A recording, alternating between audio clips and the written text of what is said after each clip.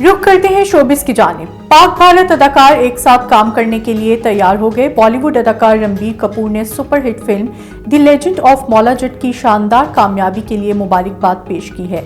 रणबीर कपूर समेत शाहरुख खान, काजुल, सोनम कपूर और दीगर ने सऊदी अरब के शहर जद्दा में रेड सी इंटरनेशनल फिल्म फेस्टिवल में शिरकत की।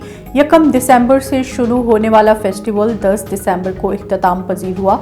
सऊदी अरब में मौजूद रणबीर का मीडिया और मदाहों के साथ बराह रास्त सवाल और जवाब का एक सेशन हुआ, जिसमें एक मदाह ने अदाकार से सवाल किया कि क्या वो मुस्तकबिल में पाकिस्तानी अदाकार और फिल्मसाजों के साथ काम करेंगे। जवाब में रणबीर ने कहा कि फ़न किसी बॉर्डर का मोहताज नहीं, मैं ज़रूर पाकिस्तानी फिल्मसाज और अदाकारों के साथ काम करूंगा, बल्कि मैं पाकिस्तानी फिल्म इंडस्ट्री को मौला जट की बड़ी कामयाबी के लिए मुबारकबाद देता हूं।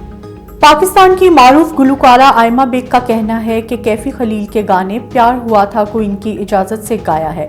गैर मुल्की खबररसा इदारे को दिए गए एक इंटरव्यू में गुलकारा आयमा बेग ने बताया कि जब मेरा दिल टूटा था तो मैंने कैफी खलील के गाने कहानी सुनो को बहुत सुना और इसी गाने ने मेरे दिल को जोड़ने में मेरी मदद की। आयमा बेग का एक सवाल के जवाब में कहना था कि अपनी निजी ज़िंदगी को निजी रखें और सोशल मीडिया से दूर रहें। सोशल मीडिया जितना आपको कामयाबी देता है इतना ही वो नुकसानदेह भी है। भारतीय अदाकार सुशांत सिंह राजपूत का खुदकुशी वाला फ्लैट लोगों के लिए खौफ की अलामत बना हुआ है।